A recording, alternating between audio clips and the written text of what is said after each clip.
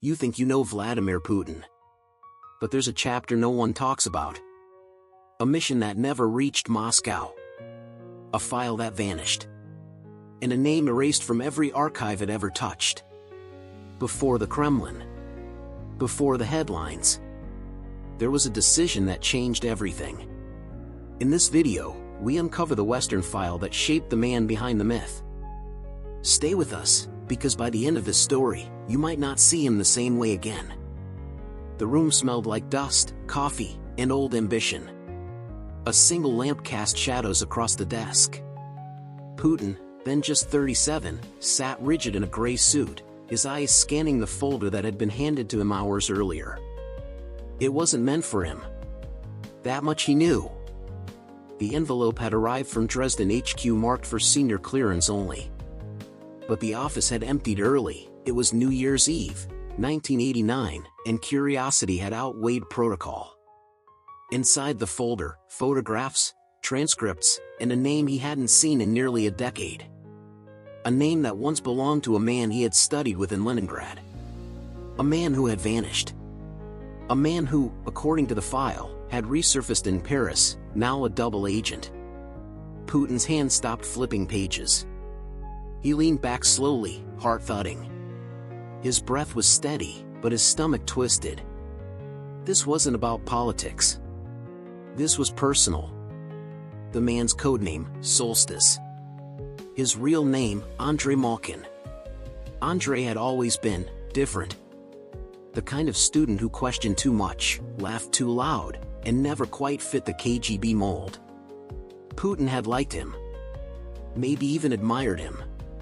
But admiration didn't survive in institutions built on silence and surveillance.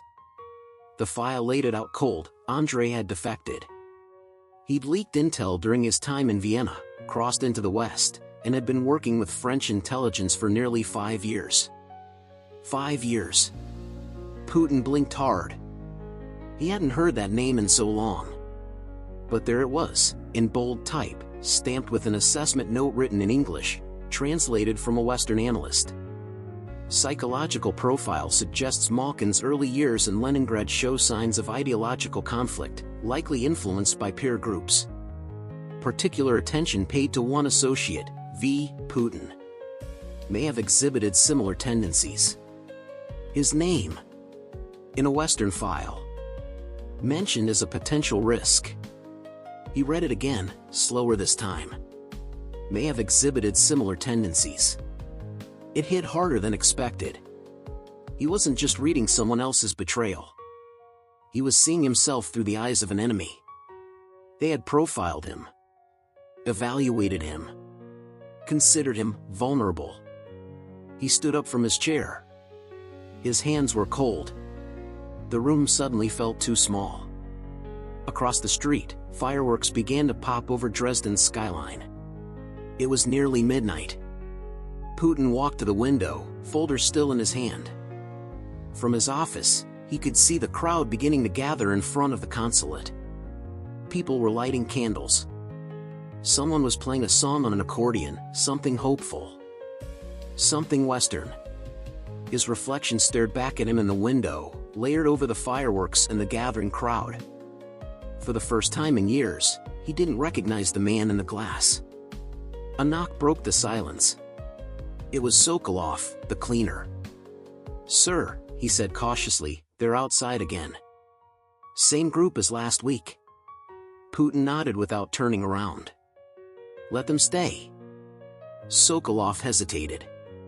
"You want me to shut it down?" "No," Putin said. "Let them stay." He turned back to the file. Andrei's face stared up at him from a blurry photograph, laughing at something out of frame. The kind of laugh Putin hadn't heard in years. He sat back down and reread the psychological profile. This time, he didn't feel angry. He felt exposed. He realized then, it wasn't just a file. It was a mirror. And something inside him, something soft, still alive, tightened in his chest. He closed the folder, locked it in a drawer, and went home without saying a word to anyone. But that night, he didn't sleep. The cold Berlin wind didn't care who you were. It scraped across the facades of buildings, down alleys, through the hearts of men with secrets too heavy to carry. Putin walked with his coat buttoned tight, scarf pulled high, but nothing could shield him from what was clawing inside his mind. He had memorized the file before locking it away. Not the specifics, that would be dangerous, but the feeling it gave him. Vulnerability. Exposure. For the first time since his induction, he felt like prey. Not because he had anything to hide, but because someone believed he might. He arrived at the safe house near the Spree Canal, greeted only by the rusted sound of a gate swinging shut behind him. The building was always cold. The basement colder. That night, he welcomed it. Inside, waiting by the radiator with his back to the wall, was Viktor Lobanov. Older, sharper, paranoid in ways Putin was only beginning to understand. "You read it," Lobanov said without turning. Putin said nothing. "You wouldn't be here otherwise." Putin took off his gloves slowly, like peeling off skin. It was misfiled. Lobanov snorted. "Nothing is misfiled. Not in Dresden." There was a pause. The kind that lingered longer than it should. "They're watching you," Lobanov said. Putin's eyes narrowed. "Who?" "Everyone who matters." He stepped forward, placing a file of his own on the table. A thinner one. No stamps. No markings. Inside was a single photograph, the same blurry shot of Andrei Malkin laughing near a fountain, and a note handwritten in Cyrillic. "You either bury the past, or it buries you." Putin felt the walls close in. "Do you remember why you joined?" Lobanov asked. Putin did. At least, he thought he did. The party. The state. Stability. But there had also been something else. Something smaller. Something no one admitted out loud. Control. "You think I'm soft," Putin finally said. "I think you haven't decided who you are yet," Lobanov replied. The radiator clicked. Pipes groaned. Outside, a siren wailed somewhere deep in the city. Lobanov lit a cigarette with a hand that barely shook. "They won't remove you," he said. "But they'll file you differently." Putin raised an eyebrow. "As an observer. Not a doer." There it was. Worse than exile. Worse than disgrace. To be marked passive. To be seen, in a world built on shadows, as nothing but another set of eyes. He stepped toward the window. Below, the Spree glimmered under yellow streetlights. A group of West Berliners laughed loudly on the far bank. Their voices didn't reach him, but the freedom in their tone did. He turned back. "I'm not him," Putin said flatly. "No," Lobanov said. "But you knew him." "That's close enough." The file burned in his mind. The Western profile. The mention of his name. The analysis. It wasn't just surveillance. It was interpretation. The West didn't just watch, they judged. And they'd made a call on him. He wouldn't let that stand. That night, back in his apartment, he stared at a blank page and began writing a report. Not for his superiors. Not for any committee. For himself. A record. Of what was said. Of what was meant. Of what would come next.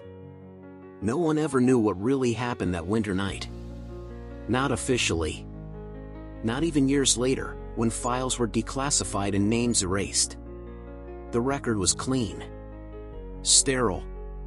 But Putin remembered every second. It started with a phone call. A scrambled voice, untraceable line.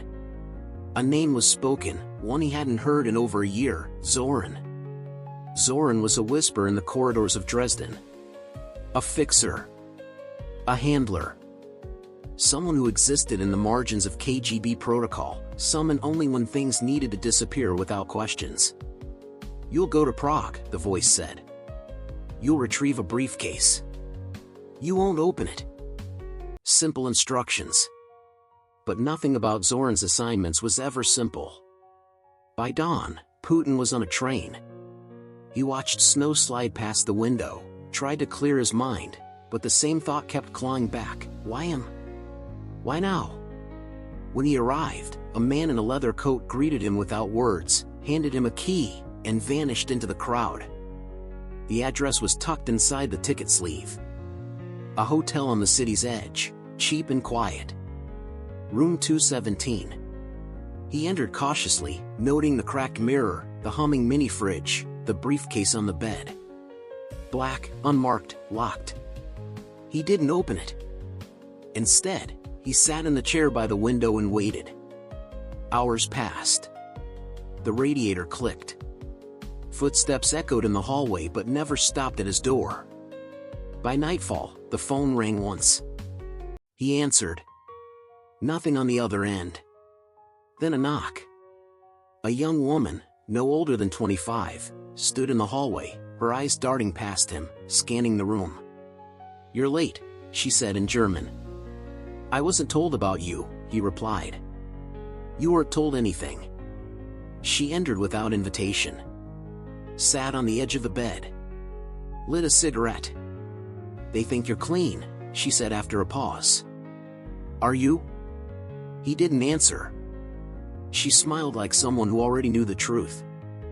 "I'm here to make sure the briefcase goes where it should." "And where is that?" She looked at him dead in the eye. "Where it can't be traced." He didn't like it. The layers. The vagueness. The silence. He'd handled dead drops, courier exchanges, even ghost shadows before, but this felt different. Too personal. Too quiet. Before dawn, they left together. No words. Just nods and timing. They reached the edge of the city and stopped at an abandoned station. The air was colder than Berlin. Her hands shook. He gave her his gloves. She took the briefcase and disappeared into the tunnel without turning back. And that was it. No follow-up. No debrief. Just a return train and the same empty snow-covered countryside. Only this time, the silence felt heavier. Back in Dresden, Lobanov was gone. Transferred. Disappeared.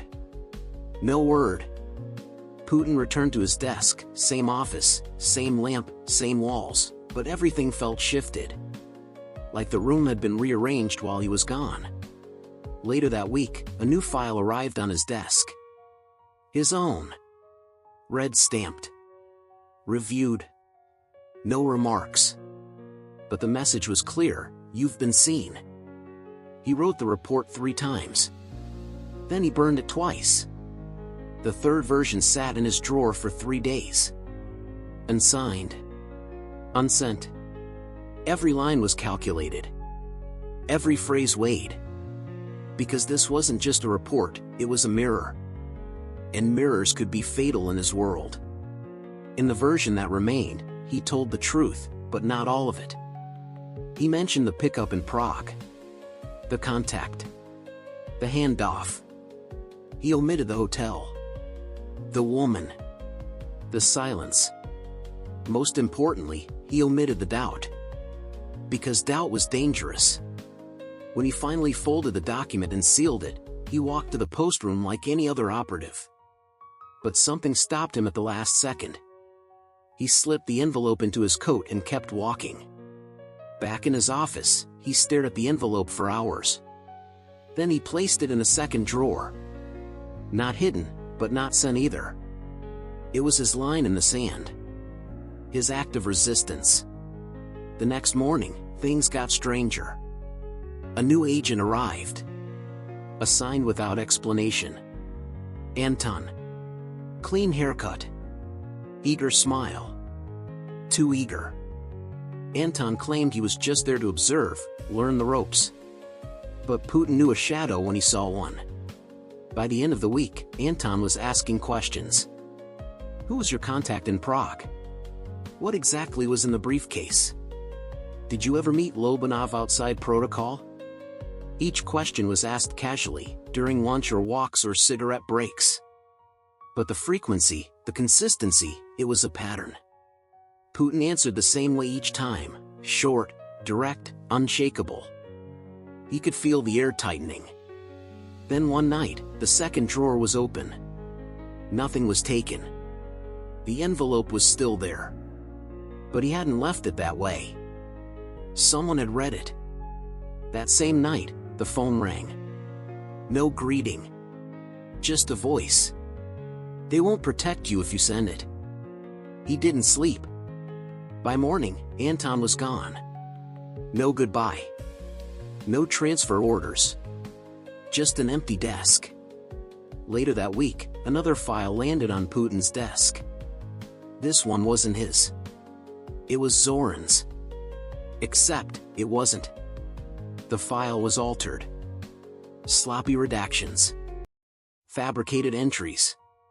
The message was clear. We can rewrite anyone. That night, he finally understood. It wasn't just about loyalty. It was about control. The kind that erased you with paperwork. He opened the drawer. Took out the envelope. Stared at it. Then, slowly, deliberately, he tore it in half. Then into quarters. Then into pieces so small they couldn't be taped back together. He flushed them down the toilet one by one. He had made his choice. He wouldn't resist. He would become the system. Because in the KGB, survival wasn't about who was right. It was about who was left. And Putin intended to be both. There was a name once whispered in the halls of Dresden. A name few dared to speak and fewer remembered. But Putin did. Because that name didn't just vanish, it was erased. Purposefully. Surgically. Zoran. No personnel record. No exit file. Not even a burial note. It was as if he'd never existed. Yet once, Zoran had been everything: a mentor, a manipulator, a mirror. He didn't teach from textbooks. He taught from scars. You don't survive the system, he used to say. You become it, or you die. One night, long after Prague, long after Anton, Putin returned to the archive building. It was late, cold, and quiet, the kind of quiet that only fear makes. He walked the corridors with purpose, each step echoing against the old concrete. He wasn't supposed to be there. But he had clearance. Or at least, no one had revoked it yet. Room B12. Restricted. Inside were shelves upon shelves of lives, missions, failures, betrayals. Rows of agents, their lives reduced to paper and ink. But not Zoran. Putin searched for hours. Found fragments, misfiled memos, unsigned orders, a blurred photo in the margin of a foreign report. Enough to confirm what he already knew: Zoran hadn't just been removed. He'd been erased with intent. He found one note, handwritten, tucked behind a binder. Control is not about truth. It's about memory. That was it. He pocketed the note and left. The next morning, he submitted a request: transfer back to Leningrad. The official reason was family. But the real reason was evolution. He had seen what happened to those who became too visible. Too curious. Zoran had once told him, "You'll never lead unless you disappear first." So he did. Years later, when journalists asked about his early days, Putin would smile, shake his head, and say, "Just paperwork. Nothing exciting." But deep down, he carried a lesson: history is written by those who erase better than they remember. And somewhere, in a quiet corner of a crumbling file room, a note still waits. No name. Just handwriting. Just memory. And Putin never forgot. Because long before he became a name in history, he learned how to remove one. Some files are classified for security. Others, because they're too dangerous to remember. What if the story that defined a man was the one history was told to forget? If this untold chapter gave you a new perspective, make sure to like this video, subscribe to our channel, and share your thoughts below. We've only just begun to uncover the hidden layers behind the world's most powerful figures. Until next time, stay curious, stay questioning.